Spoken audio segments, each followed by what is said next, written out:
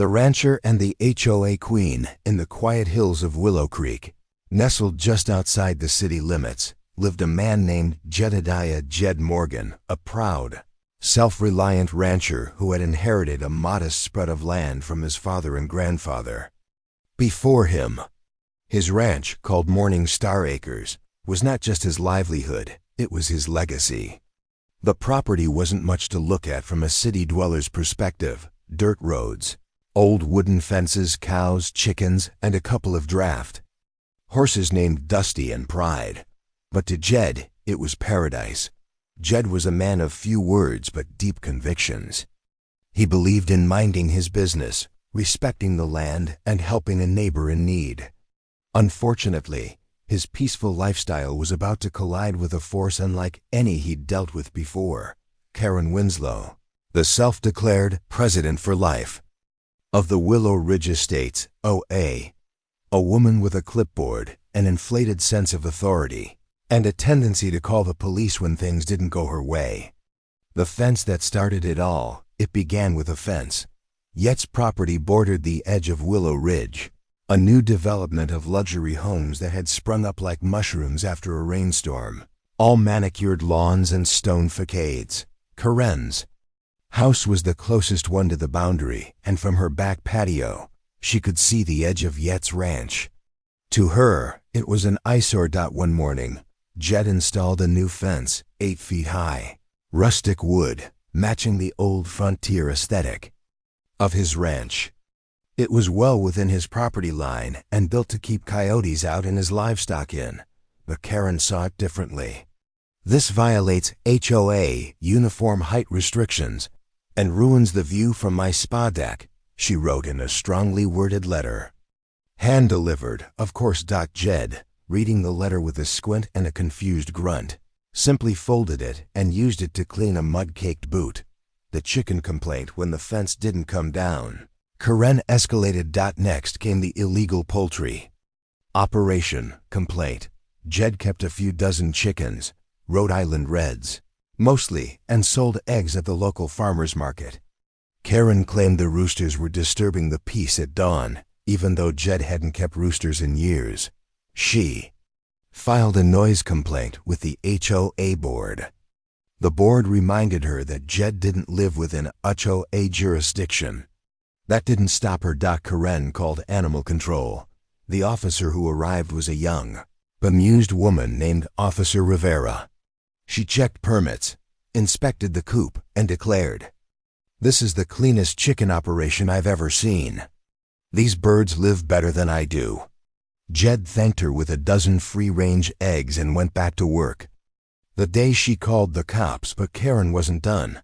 On a particularly sunny Wednesday morning, Karen stood at the edge of her perfectly trimmed lawn, arms crossed, staring at Jed, who was unloading hay bales from the back of a trailer. She snapped photos, filmed him, even screamed something about illegal farming practices. Jed, unfazed, tipped his hat and said, "Afternoon." That was the final straw. Karen stormed into her house and called 911, claiming there was a suspicious man operating unauthorized equipment and threatening residents near her property. The sheriff's department took the call seriously. 2 deputies showed up, lights flashing, boots stomping, ready to de-escalate what they thought was a dangerous situation. But what they found was Jed calmly fixing a busted tractor tire, a border collie asleep nearby, and a pot of chili simmering on an outdoor stove. The lead deputy, Sheriff Tom Greaves, knew Jed. They went to high school together. "Karen," he said gently but firmly, "this man is not breaking the law. In fact, he's been on this land longer than Willow Ridge has been on the map." Karen was livid. "He's ruining property values. He smells like livestock. He looks like a vagrant." Sheriff Greaves raised an eyebrow. "Ma'am, that vagrant paid more taxes last year than you did. I'd suggest leaving him alone." The turning point that night, Jed did something unexpected. He showed up at the Willow Ridge HOA meeting, not to cause a scene, not to argue, but to speak. Standing tall in his work boots, covered in dust and hay, he told his story. How his family had lived on the land for 3 generations. How he helped the town rebuild after the wildfire. How he donated eggs, milk, and meat to the local food bank. "I ain't trying to ruffle feathers," he said, chuckling. "Just trying to make an honest living and keep the land healthy." His words stirred something in the room. Even a few Karen loyalists shifted uncomfortably in their seats. The new residents realized they'd misjudged the quiet man at the edge of the neighborhood. But Karen wasn't done. She stood up, finger pointed. "He's manipulating you. He's dangerous. Don't be fooled." The room fell silent.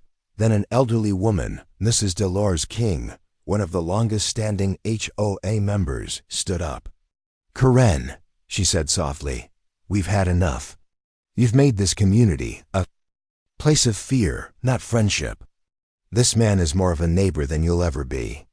The community turns in the weeks that followed. Something remarkable happened. Residents of Willow Ridge began stopping by Yet's ranch. Some bought eggs. Some asked for gardening tips. Kids came to see the horses.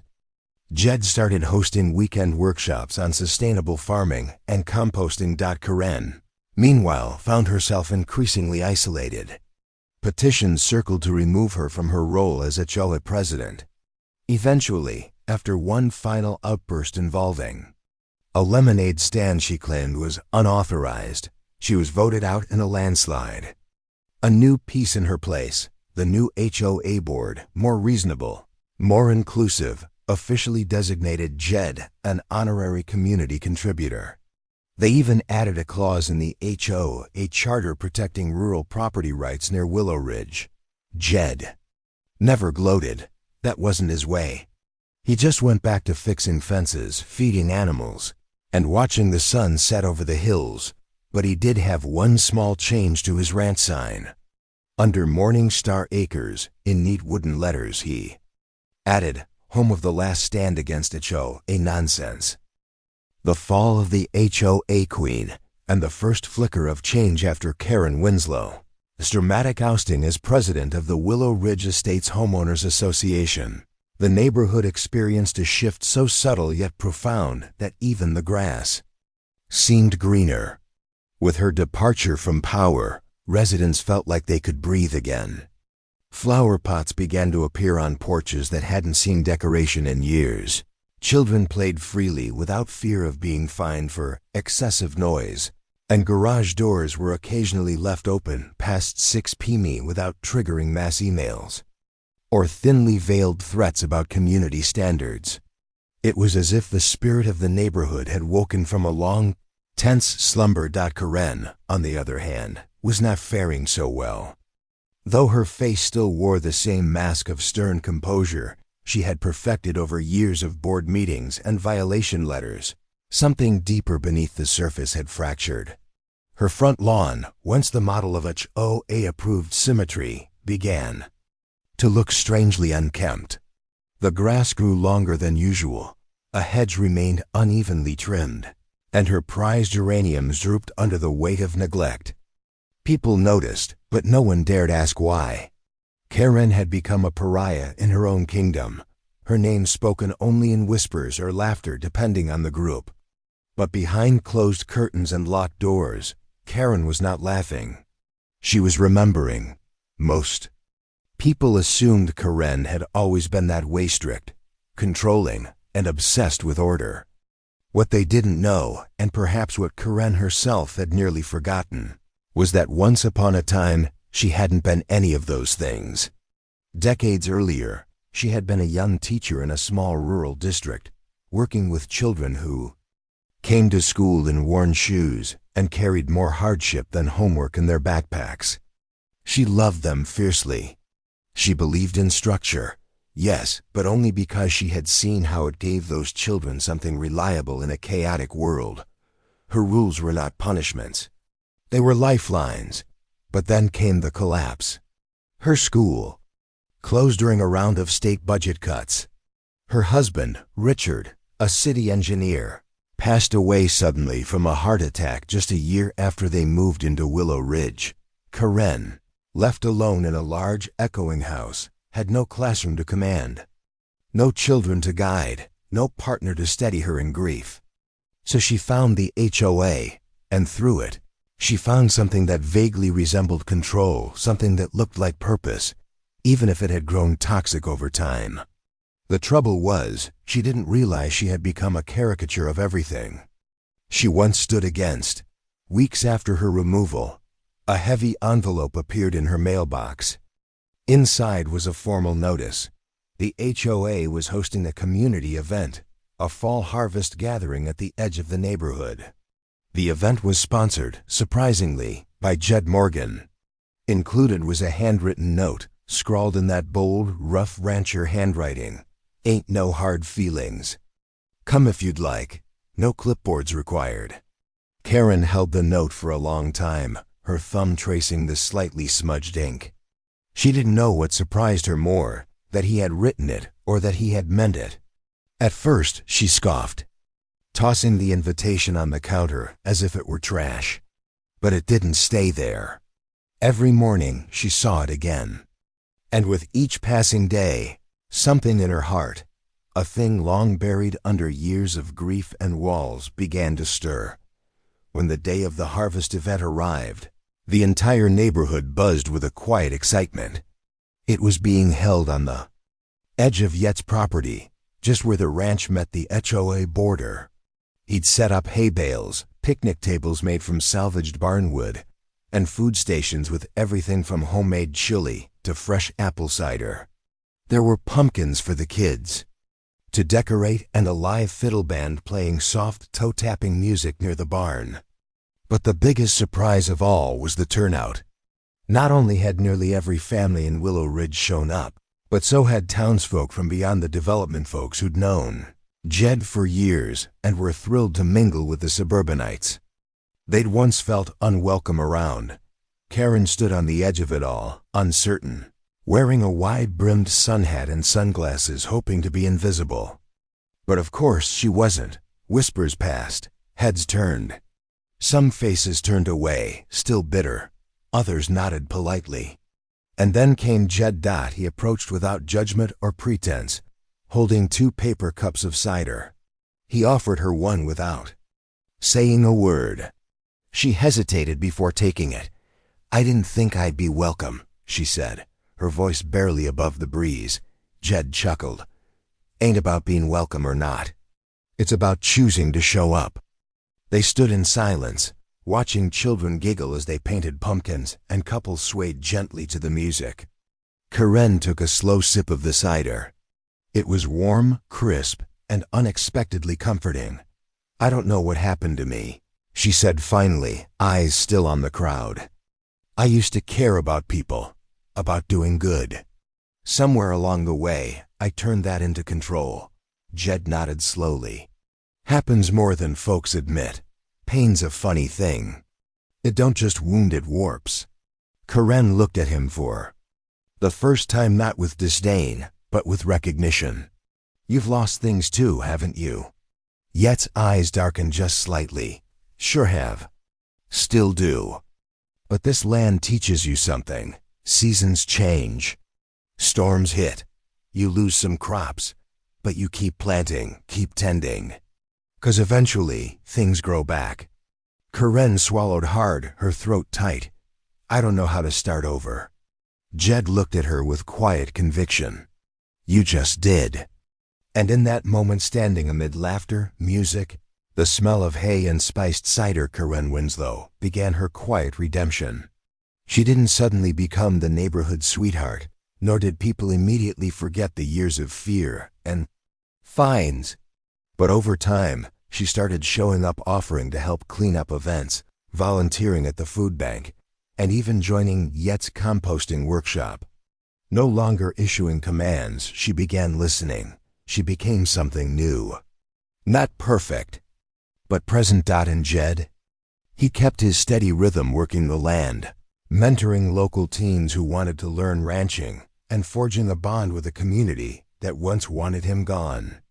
The line between the HOA and Morningstar Acres blurred, not through battles or demands, but through bridges built with humility, forgiveness, and a shared belief in second chances. The developers, the deed, and the line in the dirt. The crisp mountain air of late autumn swept across Morningstar Acres, the dry grass whispering like old stories as wind curled around weathered fence posts and rusted gates. It had been nearly 6 months since the harvest gathering, a night that had quietly shifted the soul of Willow Ridge, and for Jedediah Morgan, life had settled into a pace that was not peaceful exactly, but hopeful. The war with the HOA had ended not in explosive conflict, but in something far rarer, understanding. Old walls had come down, not just between homes and pastures, but between people. Jed found himself speaking more, not just to livestock or to the sky, but to neighbors. Kids from the subdivision volunteered at the ranch, learning to feed chickens and mend fences. Seniors from the neighborhood came by for fresh eggs and stories. And remarkably, even Karen Winslow had become something of a fixture, always early. To arrive, quietly helpful, and far less attached to clipboards or command.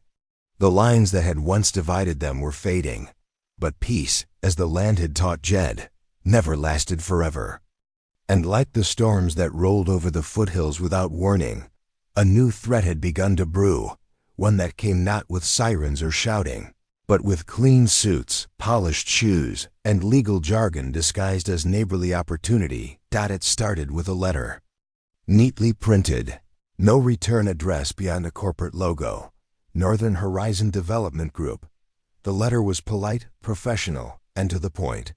They were offering to purchase Morningstar Acres, every acre, every fence post, every clump of grass for an amount of money that would make most men blink. Attached were glossy concept drawings, rows of new homes, a retail plaza, a planned greenway where Yet's barn currently stood. The tone of the letter made it seem like a win-win. Progress for the community and freedom for the landowner. But Jed saw it for what it was, erasure wrapped in a smile. He didn't respond. 2 weeks later, a second letter arrived with a higher offer. And when that failed to elicit a response, the visitors came. A man named Ethan Barrett, smooth as lacquered. Walnut showed up at the ranch gate in a black SUV, stepping out with a briefcase and an overly familiar grin. He didn't understand what kind of ground he was standing on. He tried small talk, flashing credentials and compliments, talking about how the urban exodus meant opportunities for forward-thinking rural landowners. Jed listened, hands in, his pockets silent but unreadable. Barrett continued, undeterred. Look, Mr. Morgan, we understand your attachment. But think about the legacy you could leave. A community bearing your name. Morgan Commons, Morganview Estates. You wouldn't be forgotten, in fact, you'd be immortalized. Jed finally spoke. I don't need to be remembered in concrete. Barrett chuckled, thinking it a joke. Well, let's not be stubborn. Everything's for sale at the right price. Everyone has a number. Yet's eyes, calm but resolute, locked onto Barrett's. I don't. Not for this. Barrett, still smiling but a little colder now, nodded once and got back in his vehicle. He left without a handshake. Word spread quickly, as things always do in small towns. Some folks were indifferent. Some, particularly newer residents who'd always eyed Yet's land as underutilized real estate, thought it might not be such a bad idea. After all, what was a working ranch to them but a leftover of a bygone era? But others, many others. The children who'd fed goats, the families who'd eaten chili on hay bales, the elderly who remembered a time before subdivisions, they rallied. They began organizing informal meetings, talking about zoning, preservation, even fundraising. If it came to it, Jed hadn't asked for a fight, but it was clear to many that he shouldn't have to fight it alone. Unexpectedly, it was Corinne who took the lead. Gone was the authoritarian tone. Instead, she brought folders of research, case law on agricultural preservation, precedent for community land trusts. She spoke not with superiority, but with conviction, not as a leader of an HOA, but as a citizen trying to right a mistake. "We let the developers in once," she said at one meeting in the Willow Ridge Community Center. "We gave up open sky for symmetry." I'm not saying homes are wrong, but not every field has to become another foundation. Some land needs to be left as it is. Because once it's gone forever. The room was silent. Then it erupted. In quiet applause, Barrett returned a week later, this time with a different approach. He brought a lawyer, a public relations officer, and a thick binder full of signatures, allegedly from community members in favor of development. Jed looked through it. Many names were real, some suspicious. A few weren't even residents. Jed said nothing, but Karen did. At the next town council meeting, she stood at the microphone with that same calm steel she had once used to issue parking violations, but now repurposed for something greater. She laid out inconsistencies in the petition, pointed out names that belonged to realtors and contractors affiliated with Northern Horizon. She submitted public records showing attempts by the company to quietly rezone parts of Yet's land by exploiting bureaucratic loopholes. The crowd watched in awe as the woman once feared for her harshness now used that same sharpness to defend something real. Jed sat quietly in the back of the room, arms crossed, his face unreadable but his eyes deeply grateful. The council listened. And they delayed the vote. But the battle wasn't over. Rumors swirled. Barrett began courting local media, painting Jed as stubborn, outdated, and economically wasteful. Op-eds appeared, asking whether romanticizing ranch life was holding back regional growth. But Jed didn't take the bait. He kept working, planting winter crops, fixing fences, teaching kids how to ride horses and tie knots. When the final vote came, it was held in a town hall packed beyond capacity. Outside, a local musician played fiddle while kids held signs that read, "Save the acres," and "Not everything needs to be paved." Karen introduced Jed to speak. He didn't say much. Just told the story of how his grandfather broke the first ground on the property with nothing but a borrowed mule and a dream. How his father taught him not just to plant seeds, but to honor them. And how land, when taken care of, could take care of everyone in return. He ended simply, "I'm not against progress, but real progress don't erase the past. It builds on it." The council voted 5-2 in favor of protecting Morningstar Acres through a community conservation easement, a rare move that ensured the land could not be sold, developed, or rezoned without full community consent.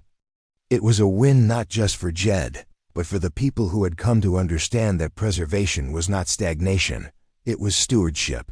Outside, as the sun dipped behind the hills and shadows stretched across the fields, Jed turned to Karen. "Didn't expect you to fight so hard," he said. Karen smiled, weathered but soft. "Didn't expect you to change me." They stood there a while, not needing to speak further. Around them, neighbors mingled, laughed, and celebrated. And behind them, the land stood quiet and proud, untouched, unbought, and deeply alive. Ghosts in the soil.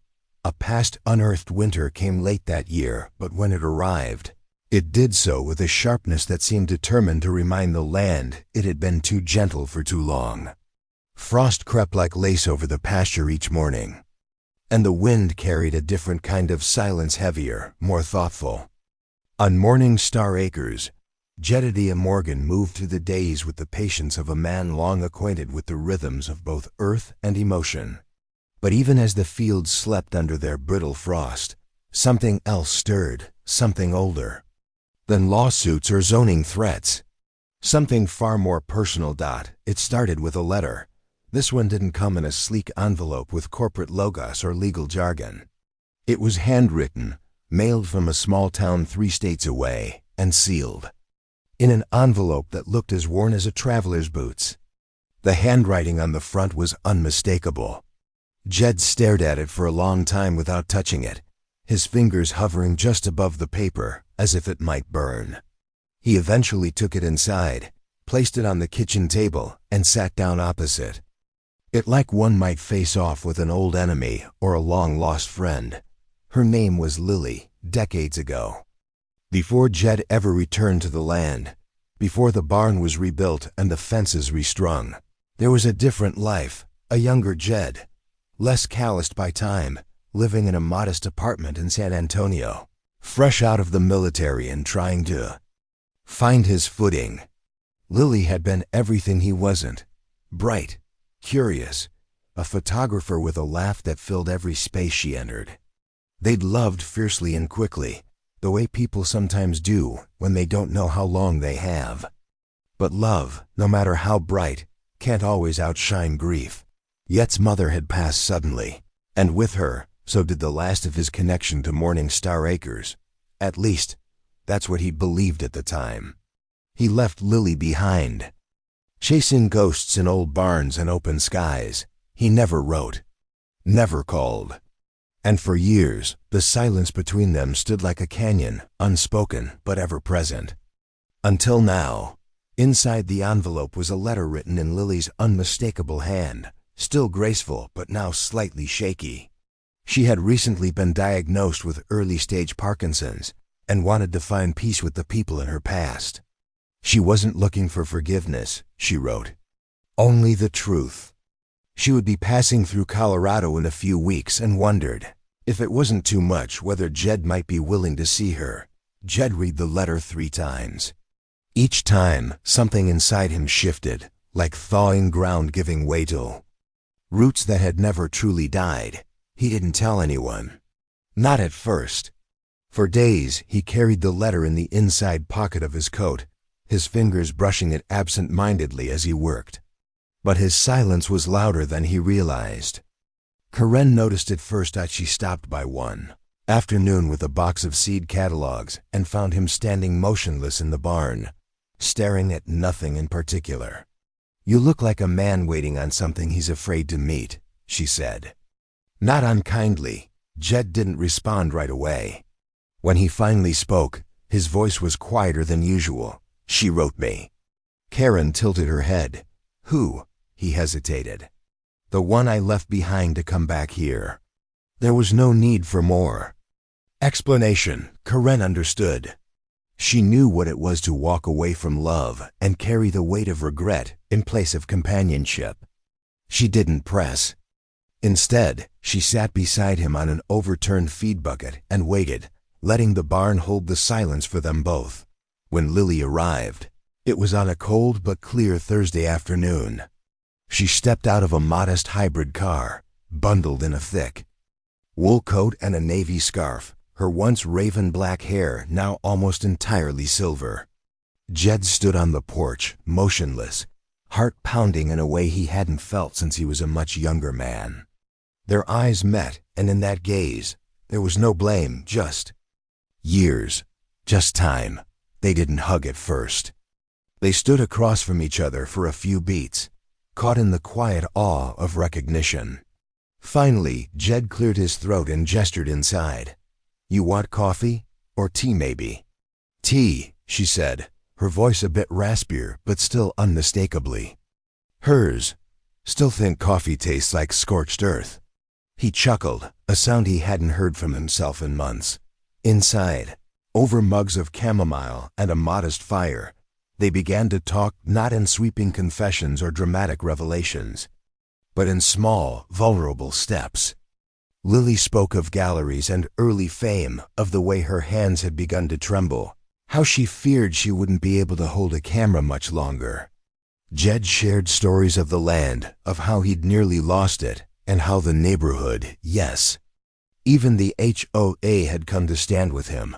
But there were things neither of them could say aloud. Not because they weren't true, but because some truths are too sacred to be spoken. The what-ifs, the years lost, the lives that could have been. That evening, they walked the edge of the pasture together, slow and deliberate. Lily paused to snap a photo with a small digital camera. Her hand shook, but she steadied it, focused, and clicked. The shutter's sound was barely audible against the wind. "This place. It's alive," she said softly. "I can see why you came back." Jed looked out over the land. "I came back because I didn't know how to live anywhere else." "You didn't have to disappear," she said, not accusatory, just honest. "No," he replied. "But at the time, leaving felt like the only thing I could do right." They walked in silence for a while longer, two old hearts tracing old wounds across new snow. When they reached the porch, Lily turned to him. "I don't need closure," she said. "But I needed to see that you were okay, and you are. More than okay." Jed looked at her, tears brimming but unshed. "You too. You've always been more than okay." She left the next morning, but not without a promise. She'd send him prints of the photos she took. He promised to write back. And for once, both of them met at dot in the weeks that followed. Something shifted inside Jed. The land felt different under his boots, softer somehow, more forgiving. He started organizing a winter solstice gathering, inspired by Lily's visit. Met not just to celebrate the season, but to honor stories, both spoken and silent, that shaped the people around him. Karen helped plan it. Of course, the whole neighborhood pitched in. Kids rehearsed folk songs, neighbors baked pies, and one of the teenage ranch volunteers even constructed a large bonfire ring using reclaimed stones from an old river wall. When the night came, lanterns flickered like fireflies and music danced into the sky. Jed stood before the crowd, holding a copy of one of Lily's photos, a shot of Morning Star Acres at dusk, snow dusting the edges of the field, the barn framed. "Like something sacred, this land gave me a second chance," he said. "But so did all of you. People talk about progress like it's a machine, something loud and fast and shiny. But I've learned that real progress, it's quiet. It's slow. It grows." They cheered, not wildly, but with a depth that echoed long after the fire had died down. The fire beneath the frost. When the unthinkable happens, January settled over Willow Ridge like a long-held breath, still and full of tension. The snow had grown heavier by the week, blanketing the town in a pristine silence that almost felt sacred. Morning Star Acres stood tranquil beneath the weight of winter, its fences draped in white lace, the old barn glowing amber in the low sun. It was a time for stillness, for rest, for warm fires and reflection. But peace, as ever, is never permanent, and sometimes life sends reminders not in whispers, but in shattering roars. It happened on a Tuesday evening, when the sun had dipped below the hills and the wind had begun to howl with a warning chill. The Parker family, who lived just 2 houses down from the entrance of Morning Star Acres, were preparing dinner when the smell of smoke began to fill their kitchen. At first, they thought it was just something burning in the oven. But when Lavra Parker turned and saw the thick, black plume rising from her son's bedroom, panic gripped her with icy fingers. Their youngest, Caleb, only 9 years old, had been resting with a fever. Something electrical had gone wrong, a faulty space heater. They would learn later, and within minutes the room was engulfed. Lavra screamed for her husband, who was upstairs, and the two of them rushed to get their children out. Smoke thickened the hallways with terrifying speed. Their daughter, 13-year-old Emma, managed to crawl out the front door, coughing and terrified.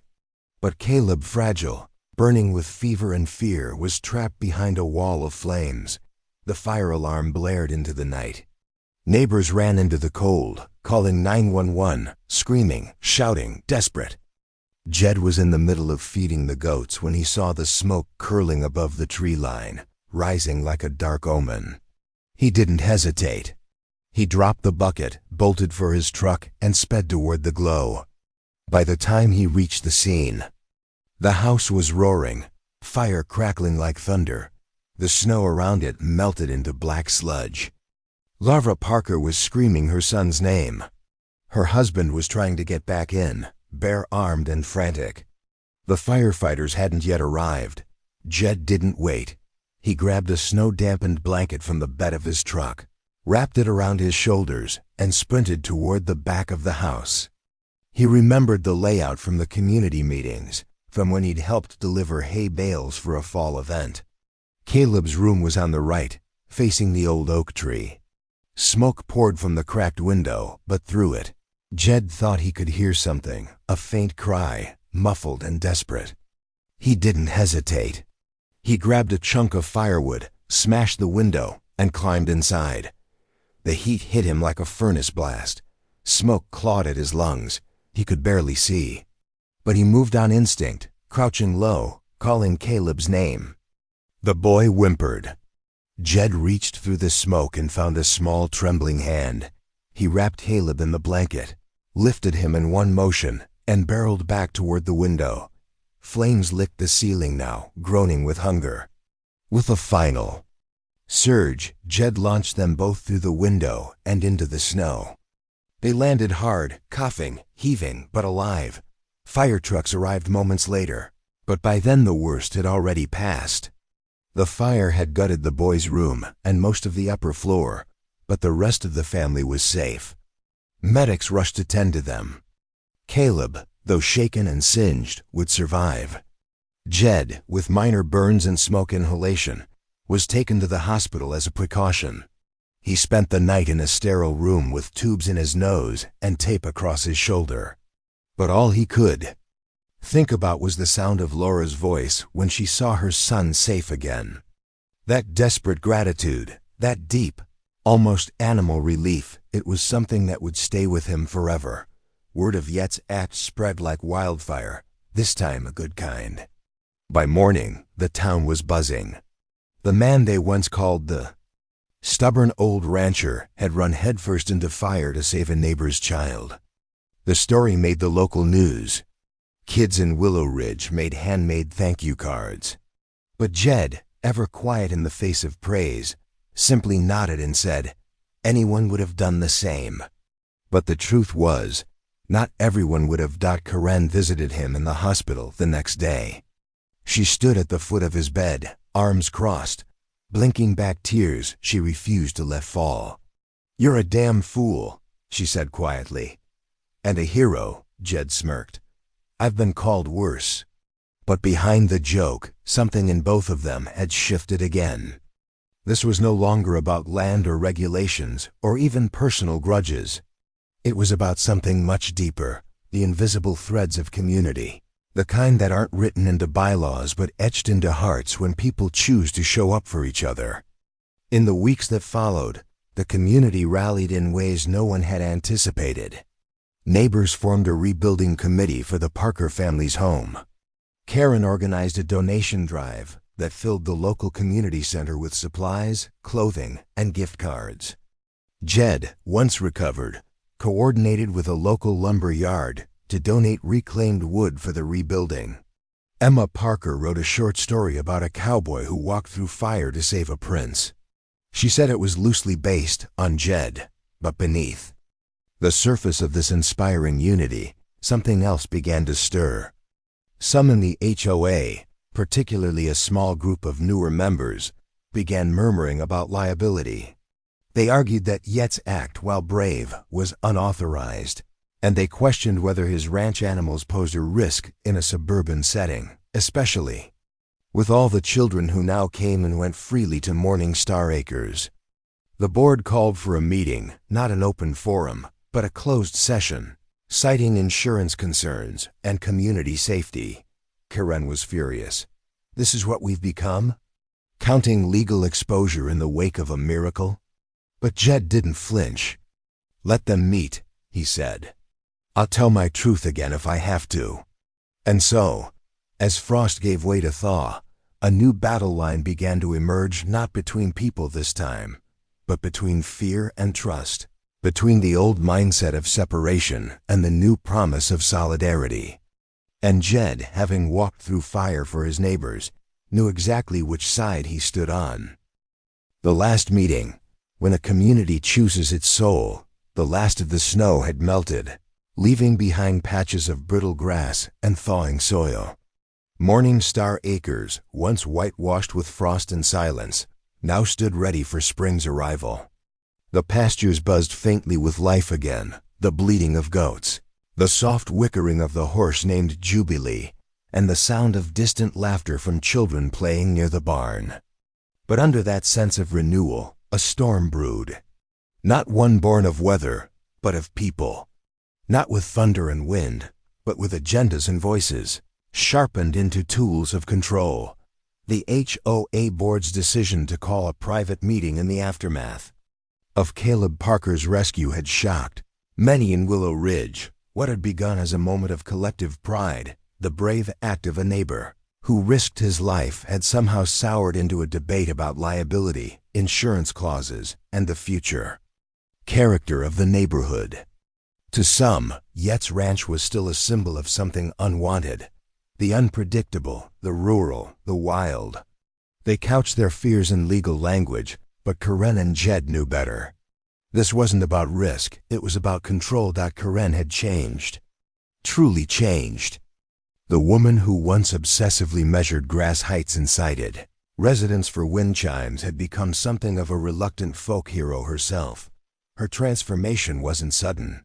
It had unfolded quietly, shaped by long talks on Yates' porch, by moments of humility, and by watching what grace looks like when it wears calloused hands and flannel shirts. Now, she stood with Jed, not just beside him, but for him.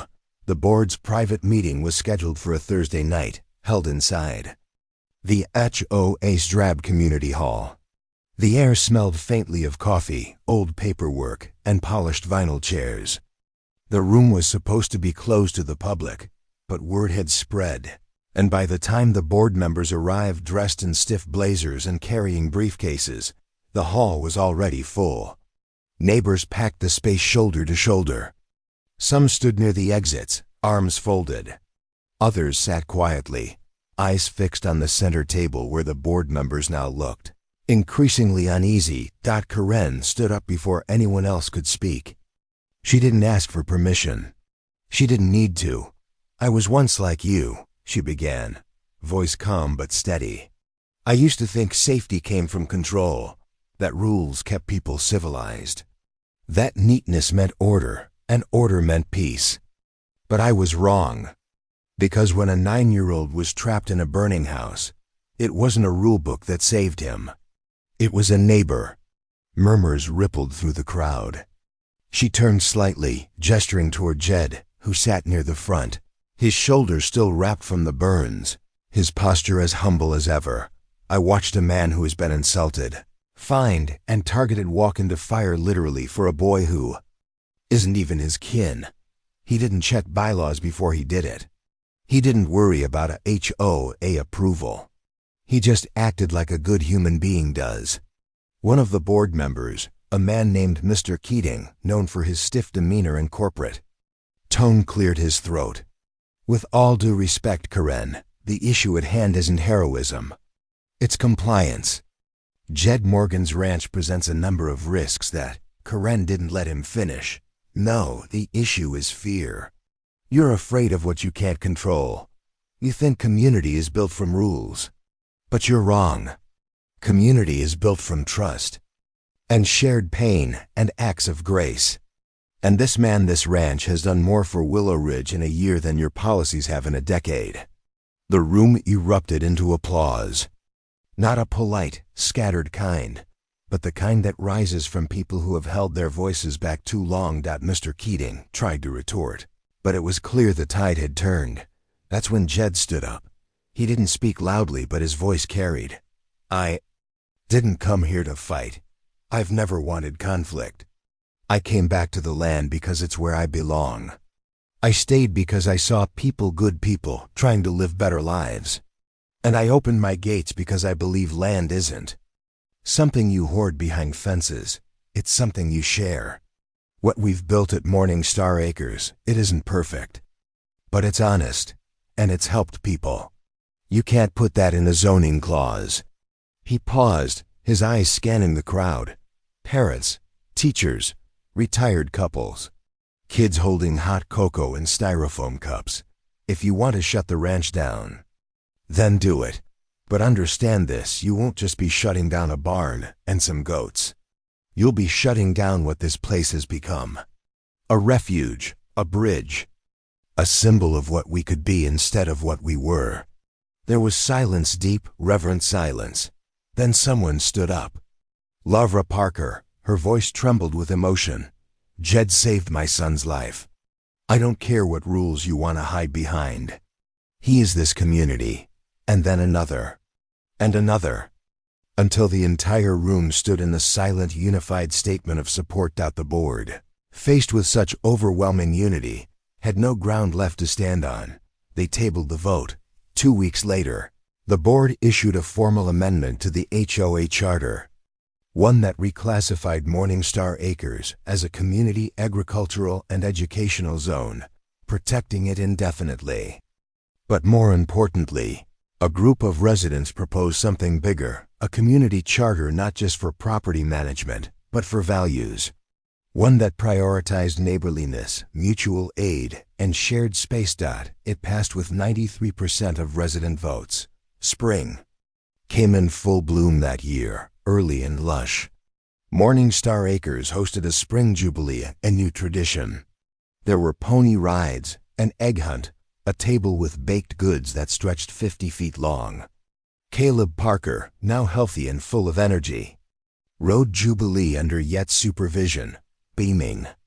Karen gave a speech she hadn't rehearsed, her voice catching at all the right places. And Jed, standing at the edge of the crowd, looked out over it all, the laughter, the joy, the shared meals, the open gates, and felt something he hadn't dared name for a long time. Belonging, not just to the land, to the people, to the possibility, to the promise. And in that quiet moment, as the sun dipped behind the hills and cast a golden light over the fields, Jed tipped his hat, not in farewell but in gratitude. Because for the first time in years, he wasn't guarding something from being taken. He was sharing something worth giving.